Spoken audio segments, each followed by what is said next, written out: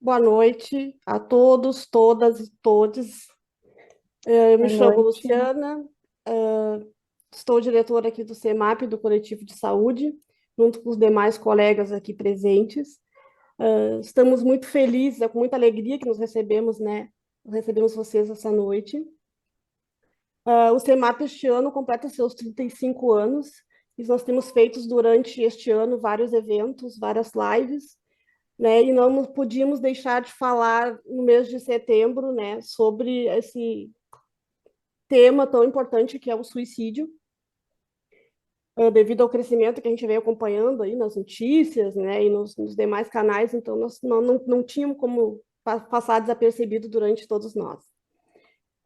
Nós gostaríamos aqui também de fazer um combinado com os colegas aqui presentes, que fosse, nós faremos 15 minutos, né, serão duas rodadas de 15 minutos cada uma, né? E no meio delas teremos um espaço, então, para 6 perguntas. Tá? Então, a gente pede aqui, mesmo que o pessoal esteja com os seus microfones aí disponíveis, que aguardem, então, o momento da fala, porque temos bastante pessoas participando, né, para que a gente possa conduzir o trabalho com clareza e todo mundo tenha oportunidade de fala. Né? Então, nós teremos hoje as nossas duas doutoras aqui do coletivo de saúde, né, que é a doutora Vera Moura e a doutora Cristine Poloni, né, e então vamos passar então a palavra para que elas possam conduzir o nosso trabalho, então uma boa live a todos.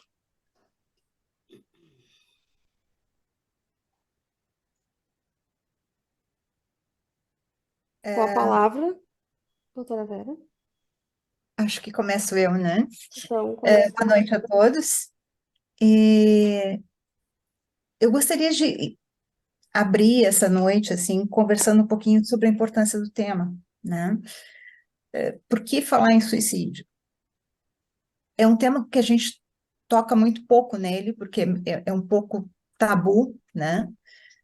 Mas a Organização Mundial de Saúde considera como um tema de saúde pública.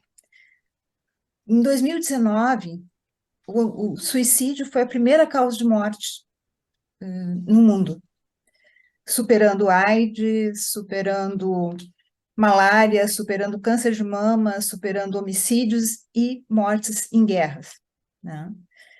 Então, foram 700 mil mortes por suicídio em 2019, no mundo todo.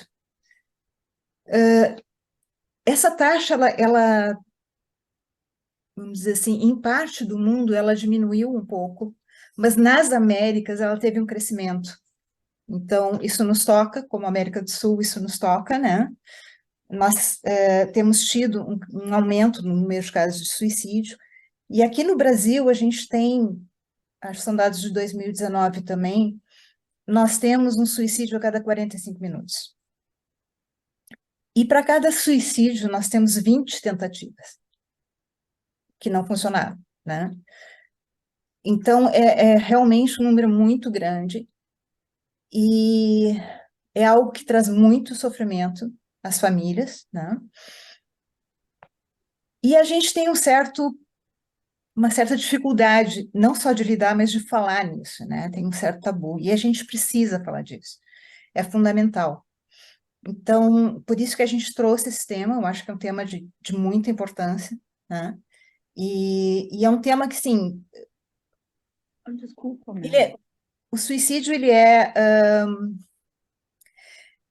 algo multifacetado, ou seja, não existe uma única causa que leve a isso, né? A Vera vai conversar, a Vera é psicóloga, eu sou médica, então a minha área é mais, não aprofunda tanto isso, mas a Vera, como psicóloga, vai conversar um pouco mais com você sobre as diversas motivações, né? Não existe um motivo para a pessoa tirar a própria vida, na realidade, isso é multifacetado, tem várias causas, né, que podem levar uma pessoa a chegar a esse ponto extremo, né? Então, eu só vou dar essa introdução, vou passar para a Vera, que ela vai conversar um pouquinho com a gente mais sobre essa questão psicológica, né? Essa questão mais emocional, mais psíquica mesmo, né? Sobre esse tema, tá? Vera, deixo contigo, então.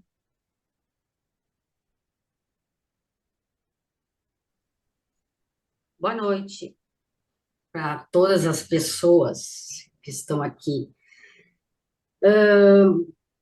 A Cris perguntou para a gente por que falar de suicídio, né? Por que não se fala de suicídio? E, basicamente, também ela já trouxe uma ideia, é de que o suicídio é um tabu, né? E o que é um tabu? O tabu é uma coisa que não se fala, né? Ele tem um caráter sagrado, né? É uma prática de qualquer atividade social que seja moral, religiosa ou culturalmente reprovável, né? Então, o suicídio, o tema do suicídio, ele se esconde nesse tabu. Ele está ali, né, latejando, a gente está vendo, a gente está ouvindo, mas disso não se fala.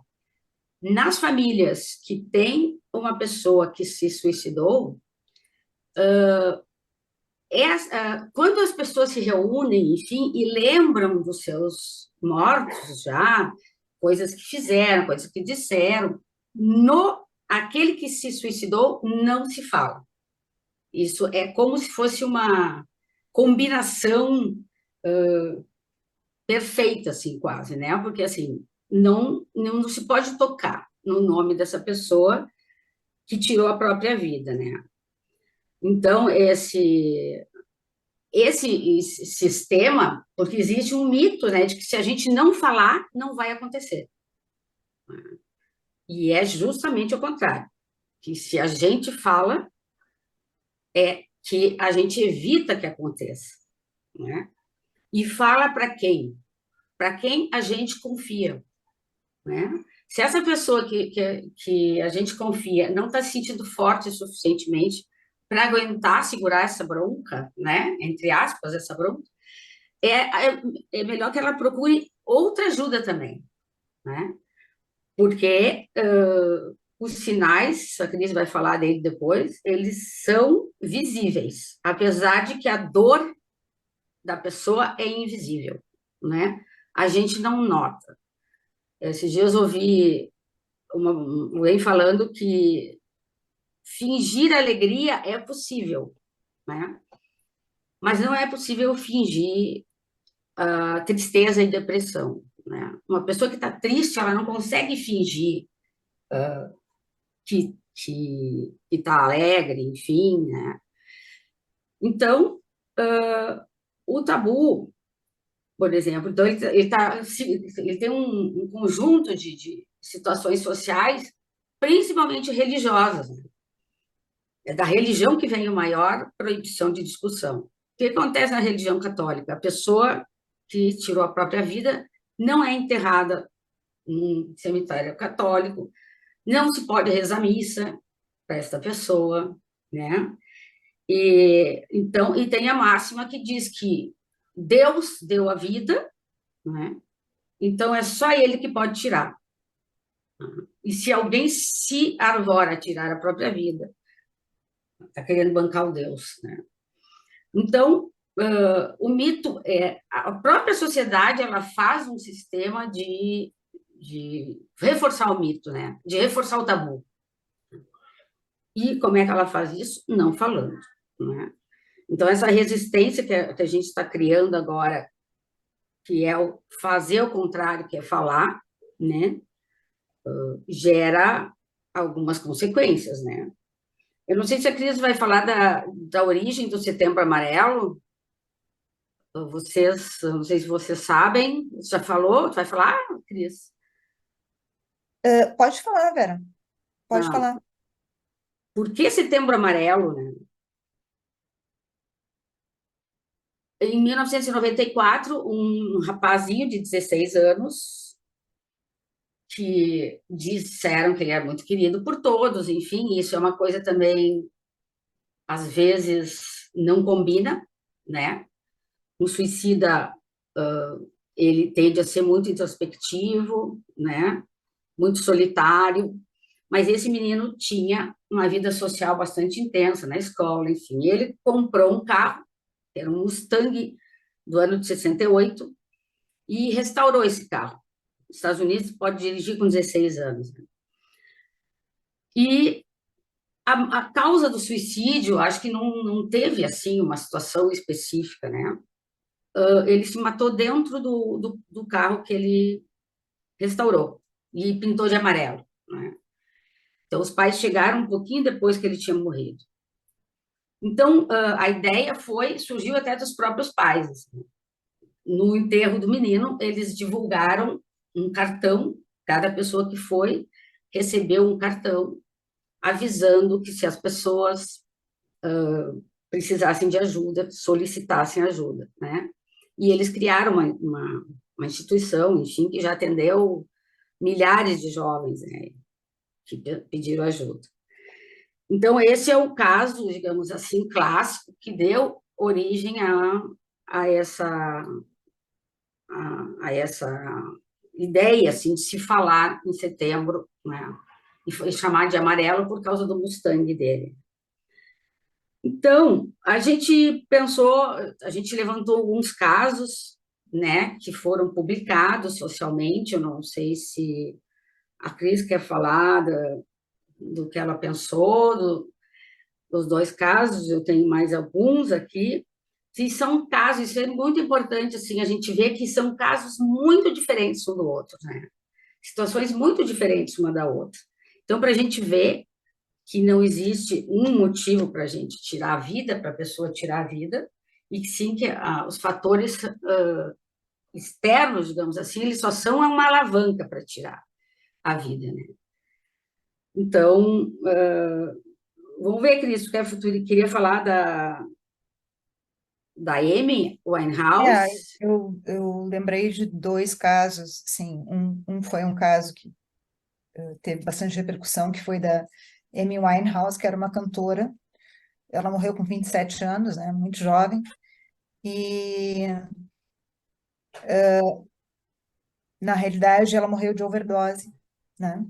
E foi um suicídio mais ou menos lento, né? Porque ela teve uma vida bastante tumultuada. Ela vinha de uma família, o pai traía muito a mãe e não era uma coisa sigilosa, os filhos sabiam. Era uma família meio desestruturada. Os pais se separaram quando ela tinha 9 anos. E quando ela começou a cantar, acho que ela começou a cantar muito cedo, com 17 anos ou 15 anos por aí. Ela começou a cantar e de repente começou a fazer sucesso, e foi um sucesso muito rápido, astronômico. Mas tinha a gente não sabe explicar, mas existia um vazio, talvez pela desestruturação da família, enfim.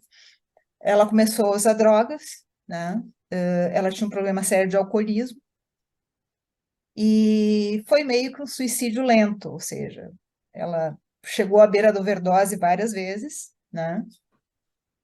Até que ela conseguiu, né? Ela tomou 3 garrafas de vodka de uma vez e conseguiu chegar lá, né? E outro caso foi o caso de um filho de um cardiologista. O menino fez faculdade de medicina, se formou, e aí foi prestar residência para cardiologia e não passou. E quando ele recebeu o resultado da prova, ele foi para o quarto e se deu um tiro na cabeça. Esses são os dois casos que eu lembrei. A Vera lembrou de outros, que acho que é interessante também a gente colocar, para depois fazer uma discussão das várias motivações que pode se ter para chegar lá, né? Obrigada. Daí a gente vê a situação da exigência do pai, né? Então, os outros casos são de um soldado da Brigada Militar que se suicidou, e foram verificar, era por causa de uma dívida que ele tinha. E é impressionante, porque a dívida era de 4 mil reais, né? Quer dizer, alguma coisa que era possível de resolver, mas ele não viu saída, que é essa que é a chave da pessoa que tenta se matar. é não encontrar saída de maneira nenhuma para este sofrimento. Então, é justo por isso que a gente tem que falar, porque a saída está na relação com o outro, né? Tem a situação da jogadora de vôlei, agora, todo mundo sabe, né? Da Valesca. É uma situação, assim, eu tenho lido bastante, estudado a situação dela, é uma coisa, assim, impressionante, né? Porque era uma dor que ela escondia muito bem. Tinha 2, 3 entrevistas que ela deu dias antes, né? Ela estava, assim, com um semblante, falando dos projetos, porque ela se aposentou, enfim. Falando de projetos, enfim, e aquela coisa toda. E aí se soube que o marido queria se separar, e agora apareceu uma amiga dela, muito amiga dela, que diz que ela tinha uma fissura por ele, assim, ela não se imaginava viver sem ele, né? E ele pede para se separar e ela se aposenta, né? Então tem essas duas coisas juntas. E, enfim, eu acho que. Ah, e tem uma história que eu gosto muito, muito mesmo. Uma pessoa, um homem, se subiu na Torre Eiffel, em Paris, com o seu bebê, um bebezinho, e resolve se atirar de lá. Só que chegaram antes, né? Bombeiros, enfim, chegaram antes, perto dele, né? Não pode chegar, tem que ficar conversando. E não havia jeito, né? Ele queria se atirar. E em um determinado momento, uma pessoa que estava ali na equipe diz assim: o teu filho vai ficar gripado. Aí parece uma idiotice, né? E ele como que sai daquele transe, assim, né? E aí ele encontra um sentido para a vida ali, com aquela palavra.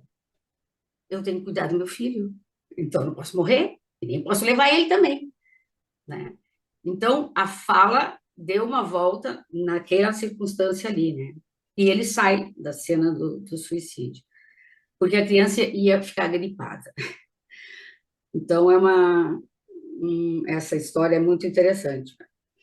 Mas, enfim, acho que é isso um pouco, assim, acho que talvez as pessoas tenham questões que a gente possa ampliar um pouco mais a discussão, né? Então, estão abertas. Se alguém tiver alguma pergunta, vão, por favor, levantando a mãozinha aqui embaixo na partezinha que fala reações, é só clicar ali, aparece a mãozinha, que aí a gente consegue selecionar por ordem de inscrição. Está aberto o momento de fala. Uma pessoa chegou a falar em hipocrisia, né, da Emilene, por favor. sociedade.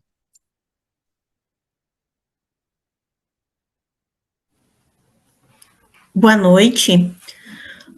A minha primeira pergunta é o seguinte: como é que a gente. Eu sei que é muito difícil, eu acho, responder isso, mas a gente consegue identificar algum sinal de que a pessoa está numa situação onde ela está com esse pensamento assim de tirar a própria vida, alguma coisa? E se tiver como a gente identificar isso, o que a gente poderia fazer? Como é que a gente ajuda uma pessoa numa situação dessas? Essa seria a minha primeira pergunta.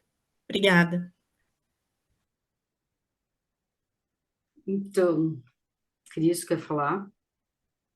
A É, Cris vai falar dos sinais, né? então vamos entrar na questão dos sinais, né?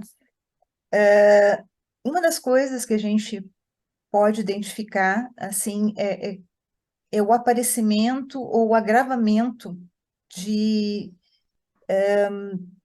problemas na conduta, diferenças na conduta, na maneira como a pessoa costuma agir, no comportamento, né? Então, de repente, assim, de uma hora para outra, uma pessoa que costumava agir de determinada forma, ela muda completamente, né? Ou se ela já tinha, talvez, alguns sinais de depressão, alguma coisa assim, ela aprofunda muito rapidamente. Ela se isola, ela não quer falar, alguns sinais do tipo não atender telefone, deixar de ter contato nas redes sociais, ou ficar trancada dentro de um quarto, né, e não querer sair, não querer falar com ninguém. Isso são alguns sinais. ela pode verbalizar, né? E isso é uma coisa que a gente tem que tomar um certo cuidado. Quando alguém começa a dizer assim, eu queria dormir e não acordar mais, né? Ou, ou começa a falar de morte, ou começa a falar de que não tem mais sentido na vida, que perdeu a esperança, enfim. A gente tem que cuidar para não levar certas coisas como se fosse, chantagem emocional, está querendo aparecer, está querendo chamar atenção, ou enfim, né? A gente tem que abrir o olho e tem que tentar acolher, né? E escutar essa pessoa, tentar entender o que está se passando com ela. Ideias do tipo assim, às vezes a manifestação ela pode não ser só verbal, a pessoa pode escrever, fazer poemas falando de morte, ou escrever em diário, né? Pensamentos de repente deixar esse mundo, ou coisas do tipo, ou pinturas mesmo que mostrem alguma coisa que sugira ou que envolva a questão de morte, etc. e tal. E expressões do tipo assim, vou desaparecer, ou vou deixar vocês em paz, né? Que mais? Não tem saída, né? Não vejo futuro, Tem um sabe? outro mito em relação a essas questões, que se a pessoa diz eu não aguento mais, eu quero sumir e tal, tem um mito que diz, se ela está falando isso, ela não vai fazer. E é justamente o contrário. Se ela está falando, é porque ela está já pensando na possibilidade de fazer, né? Então, isso que tu está perguntando, né, é justamente a condição de que ela tem algumas pessoas que avisam, né? Tem esse padrão também de tristeza, às vezes, uma pessoa vem triste há muito tempo, tá acontecendo coisas, enfim, e de uma hora para outra ela tá lépida e faceira, linda, toda assim, e esse é o maior perigo, porque esse é o sinal que ela decidiu, porque assim, a saída de uma hora para outra da tristeza, que vem se alongando, enfim, é um sinal clássico, assim, né, de que a gente tem que cuidar muito e se fazer presente. Como tu perguntou assim, como é que a gente ajuda, né? Não tem uma fórmula, né? A fórmula é se fazer presente, estar junto, né? E dizer que está ali, né? Tem que É, colocar palavras nisso. mesmo Gente, a questão dos sinais não é uma receita de bolo, né? Se é isso, é assim, mas assim, é questão de prestar atenção. Em mudanças, prestar atenção nas palavras que a pessoa usa, tentar prestar atenção, é escutar o outro, não é só ouvir, é escutar realmente, né? Fazer com que essas palavras tenham eco, né? E tu consiga perceber alguma coisa ali. Tem algumas causas, né? A gente já vai chegar na questão de como a gente pode ajudar, acho que a Vera já adiantou um pouquinho, mas tem algumas causas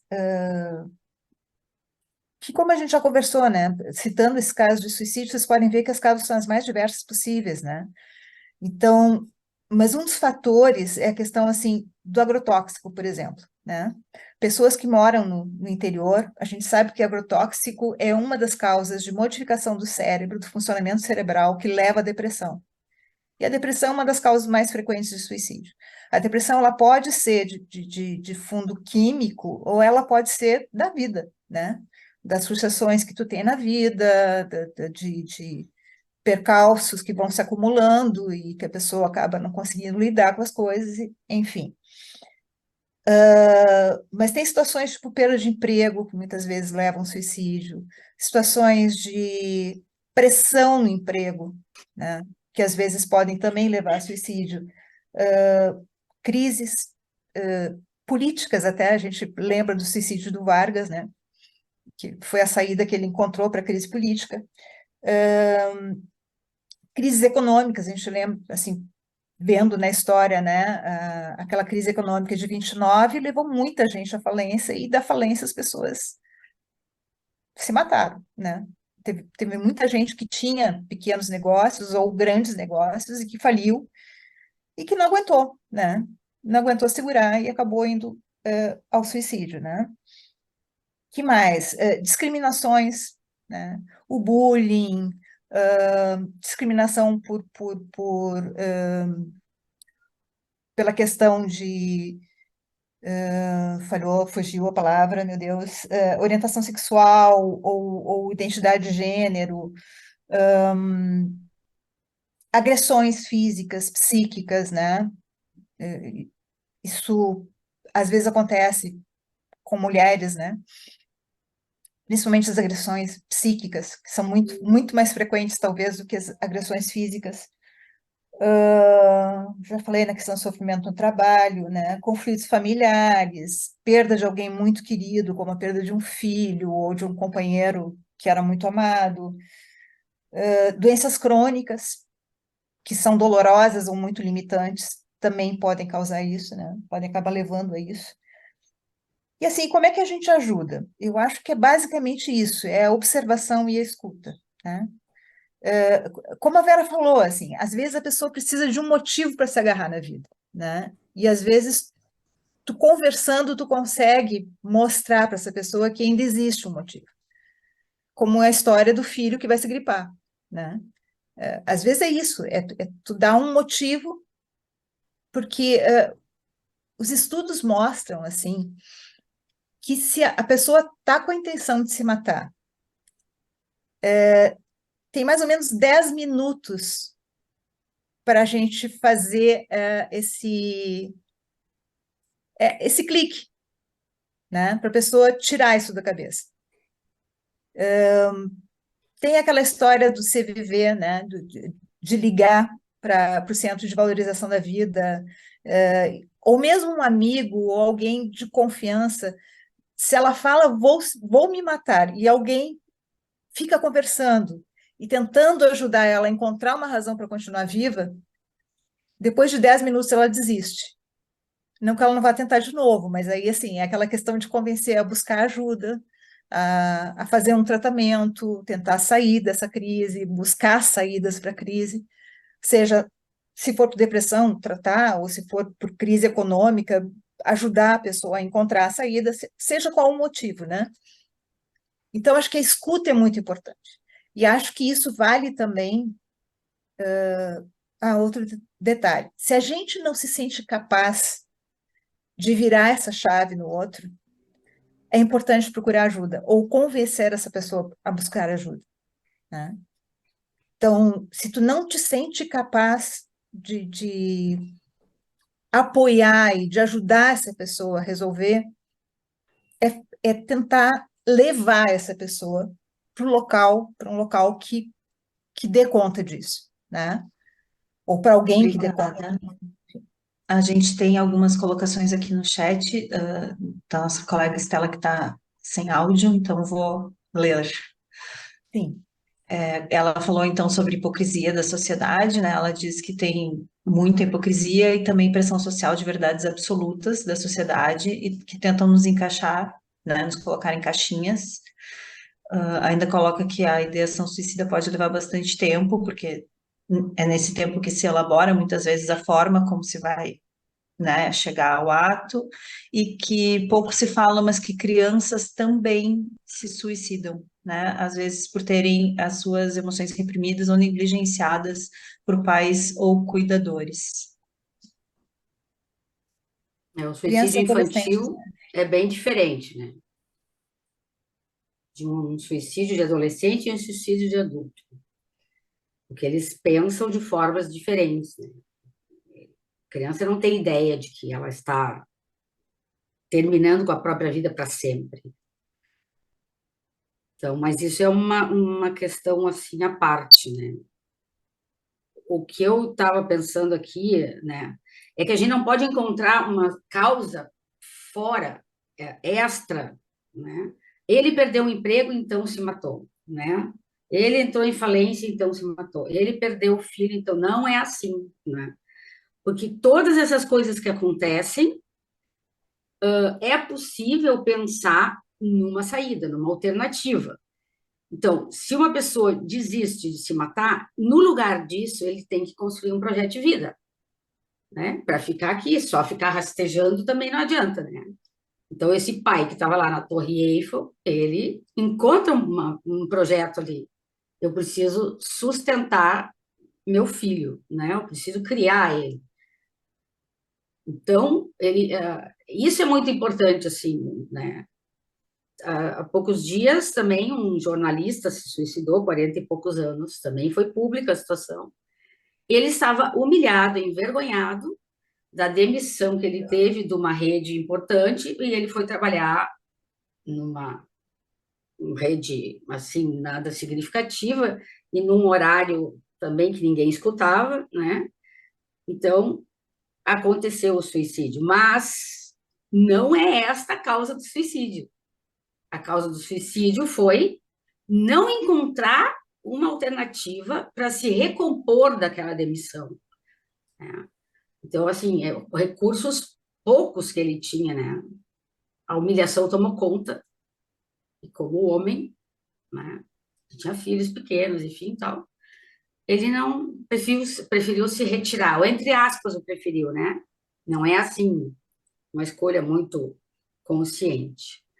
Sim, teve o suicídio do reitor, a Estela botou ali, né? O que aconteceu ali, né?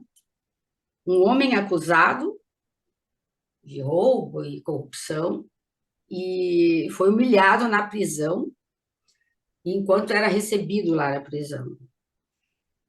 E ele não aguentou, principalmente porque não era verdade, né? Então, mas não, também não é esse o motivo, né? Mas talvez ele nem fosse, nunca tivesse sido ideias suicidas, né? Eu acho que às vezes um trauma muito grande pode acabar levando a isso, né? Destomado, outras coisas, enfim. Para algumas pessoas a imagem é uma coisa extremamente importante e a mancha da imagem ou da honra, enfim, é algo que leva isso principalmente entre os homens, né? É mais frequente, acho que entre os homens do que entre as mulheres, mas enfim. Temos mais E a alguma honra, pergunta, lembra. colegas? Temos algumas perguntas aí, mais alguma pergunta? Tinha alguém com a mão levantada e não sei se falhou aí no computador. Não? Desistiu, será a pessoa? Então, vamos dar mais 5 minutinhos para nós irmos encerrando. Já estamos quase para os encaminhamentos finais, então. Está muito boa a nossa live, mas a gente tem uma carga horária aí prevista, né? Mais alguns avisinhos ainda para dar no final. A Isis quer fazer uma pergunta? Tem a palavra, Isis. Bem, em primeiro lugar, eu quero dar boa noite a todos e todas aí. Um beijo, Rafa. Acabei não te citando ali no chat, mas estou te vendo aqui, querida. Primeiro, parabenizar vocês pelos 35 anos e por esse comprometimento de falar dessa questão tão negligenciada que é a questão do suicídio, tá? Eu que venho do setor financeiro, a gente tem um alto nível de bancários que se suicidam no seu local de trabalho, para deixar registrado ali que o estupim da decisão dele foi o tipo de gestão que massacra o trabalhador e seus métodos, sabe, de gestão. Então, a gente tem uma campanha muito forte sobre essas questões do suicídio, tá? Porque a gente tem um alto nível no sistema financeiro. Outra coisa que eu queria trazer para vocês, o recorte, que não se fala também, é o autossuicídio da juventude preta, tá? A juventude preta, ela se suicida muito por umas questões que a Estela tratou muito bem desse conceito das caixinhas, tá? A juventude negra, ela não se vê pertencente, muitas vezes, nesse modelo pré-estabelecido. O sexo masculino, 45% de jovens se suicidam na mesma faixa etária a mais do que um jovem de pele branca. Tá? Então, isso é um índice alarmante, porque a gente luta para preservar a juventude negra, a gente combate o sistema policial, tá? Que também extermina, só que a gente não tem a cultura de tratar da população negra na parte psicológica. A gente tem esse estereótipo racial de que o preto aguenta mais. E isso vem desse princípio da chibata, lá no princípio da vinda dos nossos ancestrais para cá. Então, isso é muito triste e a gente tem que mudar essa realidade, por isso que é importantíssimo a gente falar sobre esse tema, né? E eu diria que a gente cria, né, esses conceitos novembro azul, outubro rosa, setembro amarelo, tem uma finalidade? Tem, mas é pauta permanente, gente. As pessoas se suicidam o ano inteiro e a gente tem que falar sobre isso constantemente. Né? E, claro, como eu venho do mundo do trabalho e esse é meu compromisso, a gente tem que tratar sobre essas questões. E vocês, tanto o Cris quanto a Vera, falaram dessa questão das pessoas acharem que elas têm que passar uma imagem dentro da sua família, dentro do seu meio, né? Eu me lembro que um caso, eu não me lembro se foi no passado, que um homem, ele se matou e matou a família inteira, porque ele tinha dívidas e ele não pôde, aquelas pessoas não iam conseguir mais se sustentar da maneira que elas acreditavam. Então ele matou a mulher, o filho, a sogra, quem ele sabia que ele sustentava, ele matou e depois se matou. Então isso vai além, né? É uma doença, né, social que a gente não trata com seriedade, né? A gente não vê a gravidade disso, porque no final das contas, a todos aqui e todas, nós somos descartáveis socialmente. Então, às vezes a eliminação de corpos, ela é providencial para o sistema.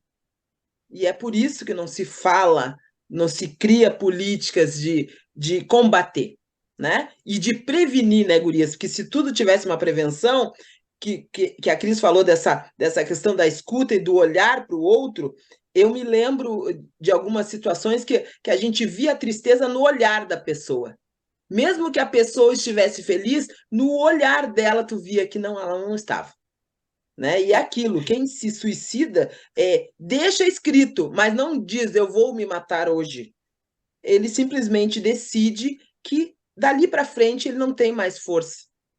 Ele não se encaixa mais, né, nesse mundo. E a questão da LGBTQIA+, ela tem muito disso também, né? Aí vocês imaginam um jovem trans preto. Ele tem toda a carga, todos aqueles estereótipos, aquelas marcas descartáveis sobre o corpo dele. Então, para ele sobreviver, ele tem que querer muito, né? E tem que ser acolhido. Ele tem que olhar para alguém e alguém dizer: eu tô contigo e tu é especial, tu é importante, né? Então acho que é sobre isso, acho que a gente, né, sempre falar, e eu adoro participar desses espaços que a gente consegue refletir juntas, né? E para que a gente leve para o mundo do trabalho, que é onde as pessoas têm uma mínima perspectiva, né? De um lugar melhor, de uma situação melhor, de uma vida melhor. Então, a inclusão é fundamental, né? Então, nós somos pessoas aqui que a gente pensa e a gente tem alternativa também, né? De transformar essas relações aí que muitas vezes, tristemente, leva ao suicídio. Muito obrigada, tá, gente? E estou muito feliz de estar aqui. Um beijo, Arlene, maravilhosa, tá? E a todos e todas aí, uma boa noite. Isis, eu acho que Muito obrigada, Isis. Tu tocou num ponto fundamental, sabe? Que é a questão da sociedade que a gente vive, né? Do modelo econômico que a gente vive, do mundo girar em torno do trabalho, né? A vida ser o trabalho. A gente é definido pelo que a gente faz, né? Então, não é a Cristine, mãe do Rafael, da Júlia e do Diego, é a Cristine, médica. A gente é definido pelo trabalho. E isso cria uma doença mental que é sistêmica, ela é geral. Então, as pessoas vivem de aparência, as pessoas vivem para consumir, e isso vai te deixando um vazio tão grande, né? Que algumas pessoas acabam não suportando, né? Então, acho que a gente tem que estar discutindo isso, a gente tem que estar discutindo o modelo de sociedade que a gente tem, né? É fundamental, eu acho que é isso que nos enlouquece, na realidade, né? Para algumas pessoas isso gera ansiedade, para outras gera depressão, para outras, enfim. Então, a gente precisa discutir esse modelo de sociedade. Mas acho que é isso. A gente, no fim, tem uma frasezinha aqui para deixar para vocês, que é sobre essa questão do trabalho. E acho que a gente precisa começar a discutir saúde mental no trabalho, sabe? Porque não é só questão de suicídio, é a questão de realmente começar a surtar, a começar a enlouquecer, a começar, né, a ter insônia, enfim, né? Porque o trabalho muitas vezes é enlouquecedor. E ele é o centro da nossa vida. Infelizmente, esse sistema faz com que o centro da nossa vida não seja o lazer com os filhos, sabe? Tu aproveitar a vida. Não. O ponto fundamental da nossa vida é trabalhar, né? É o que nos define. E aí, para quem fica sem trabalho, tu não tem definição nenhuma, tu não é nada, né? Vamos passar para as considerações finais, então, doutora Cris, doutora Vera. Eu acho que um pouco é a Isis, né, que falou. Uhum. Sim. Ela traz uma questão assim que ela passou muito rapidamente, né? Mas eu acho que ela é uma veia cheia de sangue bom, que é a questão do reconhecimento social, né? Mas pelo valor da pessoa, né? E não pelo valor das coisas que ela tem. Então, se eu não reconheço, então cada vez eu não sei como que os jovens vivem, os negros, né? Porque toda vez eles são interpretados, só a existência deles é interpretada, ou é porque ele vai roubar, ou é porque ele é ladrão, enfim, aquela coisa toda. Então, assim, ele já internaliza isso, né? Ao longo das gerações, fica internalizando esse tipo de coisa. Então, assim, reconhecer o valor que cada pessoa tem, né? Pelo que ele é ou ela isso aí é o maior, digamos assim, é o tesouro para combater o suicídio. Reconhecer socialmente o que representa essa pessoa naquele grupo social, né? Então, essa é uma saída, assim, muito valiosa. Muito obrigada, então, a participação das nossas doutoras Cristine e Vera, a Isis, a nossa companheira aí, Arlene, né? Agradecer a nossos colegas diretores aqui do CEMAP, a todas as pessoas que querem participar. Foi uma honra ter estado com vocês aqui. E queria aproveitar o momento já para deixar um convite, né? Nós vamos ter uma live no dia 4/10, é uma roda de conversa, né, antirracista, né? O tema vai ser, vamos falar sobre isso, vai ser com a Isis Garcia, que nos abrilhantou aqui essa noite, né? Então, nós aguardamos todos vocês, nós vamos enviar aí as comunicações nas redes sociais do CEMAP, também por e-mail, né? E contamos com a participação de todos vocês. Muito obrigada por terem participado e desejo uma boa noite a todos, todas e todes. Um beijo A grande Cris para queria todos. ler uma frase aí do Quer Mia ler, Couto. Cris?